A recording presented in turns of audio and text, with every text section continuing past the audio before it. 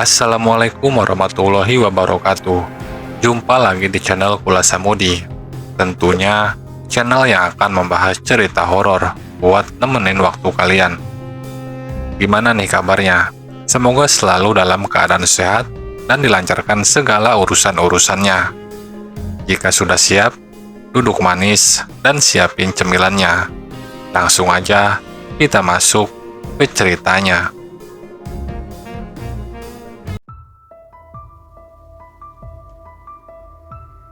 Waktu itu saya masih duduk di bangku sekolah kelas 2 SMA.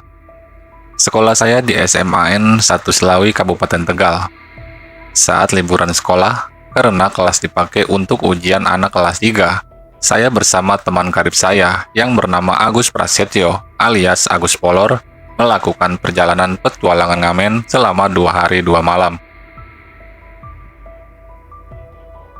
Beda dengan anak sekolah zaman sekarang, yang kalau butuh uang, tinggal mewek sama orang tua. Saya dan Agus memiliki keperluan yang sama, yaitu butuh uang. Namun daripada meminta kepada orang tua, kami lebih baik mengamen.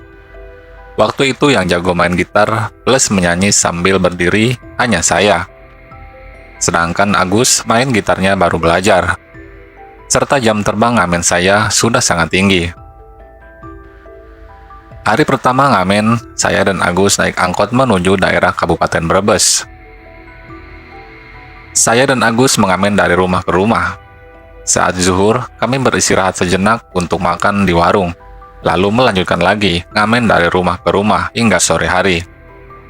Saat waktu memasuki malam, kami bingung mau menginap di mana. Setelah diskusi dengan Agus, disepakati kita menginap di RSUD Brebes.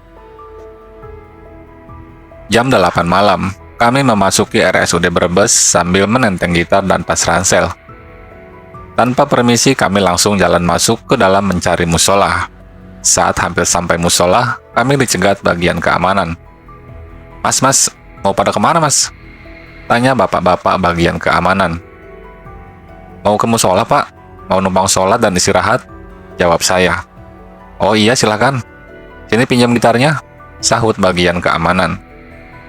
Setelah itu saya dan Agus masuk ke musola numpang mandi, ganti baju, dan juga sholat. Setelah selesai, kami makan di warung depan rumah sakit. Setelah makan, kami ngobrol-ngobrol dengan pemilik warung dan nanya apakah boleh tidur di musola rumah sakit. Si pemilik warung menjawab, boleh-boleh saja, tapi di musola itu banyak jinnya yang seram dan usil. Daripada nanti kenapa-kenapa, akhirnya saya dan Agus urung tidur di musola dan tidurnya hanya di bangku panjang di lobi rumah sakit. Yang saya ingat, di lobi rumah sakit itu terdapat banyak bangku kayu yang panjang, mungkin sekitar 12 bangku, serta ada satu pesawat televisi yang diletakkan di atas. Dan di lobi tersebut banyak orang-orang yang sedang bergiliran jagain pasien. Saya dan Agus ngobrol-ngobrol dengan orang-orang yang pada duduk-duduk di lobi. Masuk jam 10 malam, mata saya sudah ngantuk sekali, dan badan pun terasa sangat letih. Saya pun tertidur di bangku rumah sakit, dan di sekitar saya ada Agus yang sedang ngobrol dengan orang, serta ada beberapa orang yang nonton TV. Begitu mata saya terpejam, saya merasa terbang dan pindah ke alam lain. Saya merasa berada di sebuah lembah dan banyak asap di sekeliling saya. Pandangan sekitarnya hanya ada warna hitam gelap. Saya berjongkok sambil meraba-raba tanah tempat saya berpijak.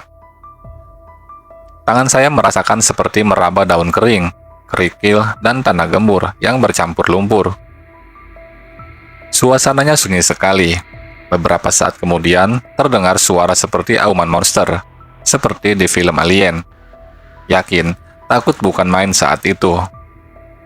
Lalu muncul sesuatu berwarna hitam yang merumbai-rumbai, yang terbang di atas kepala saya.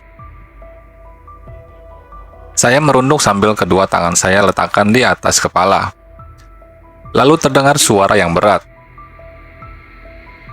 Jangan tidur di sini. Sekelebatan muncul telapak kaki yang sangat besar, hitam, kukunya panjang, serta berbulu, dan langsung menginjak muka dan badan saya. Waktu itu saya merasa tertindih sesuatu yang sangat berat dan menutupi hidung dan mulut saya. Gak bisa ngomong dan napas terasa sesak. Saya meronta-ronta agar bisa lepas dari injakan kaki besar tersebut. Sejenak, kaki besar itu lepas dan muncul muka makhluk yang memiliki kaki besar tersebut. Seram, mukanya berbulu dan bertaring.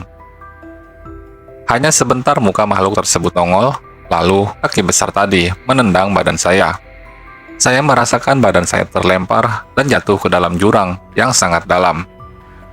Saya terjaga, ternyata saya jatuh dari bangku rumah sakit. Dan orang-orang di sekitar bersama Agus pada tertawa. Sial, namun ada satu orang bapak-bapak yang menghampiri saya dan memapah saya kembali duduk di bangku serta berbisik. "Kamu tadi tidur di sini nggak baca doa ya? Pasti kamu dikerjain sama lelembut penunggu sini." Lalu saya menjawab, "Iya pak, saya lupa nggak baca doa." Bapak-bapak tersebut menyuruh saya segera ke kamar mandi dan cuci muka. Baru berjalan beberapa meter meninggalkan lobi, saya melihat kuntilanak berjalan menembus salah satu pintu kamar pasien dan berbelok membelakangi saya. Entah kenapa saya memandangi terus kemana kuntilanak tersebut berjalan mengambang. Kuntilanak tersebut masuk ke kamar lain. Saya mengikuti arah kemana kuntilanak tersebut masuk. Ternyata masuk ke kamar mayat. Saya segera bergegas ke kamar mandi untuk cuci muka. Selesai cuci muka, saya keluar kamar mandi. Bapak tadi sudah menunggu di luar sambil membawa air putih dalam gelas. "Mas, ini air putih diminum, biar nggak diikutin setan terus." Alhamdulillah, setelah itu saya kembali tidur di bangku kayu, tapi tidak pindah ke alam lain lagi.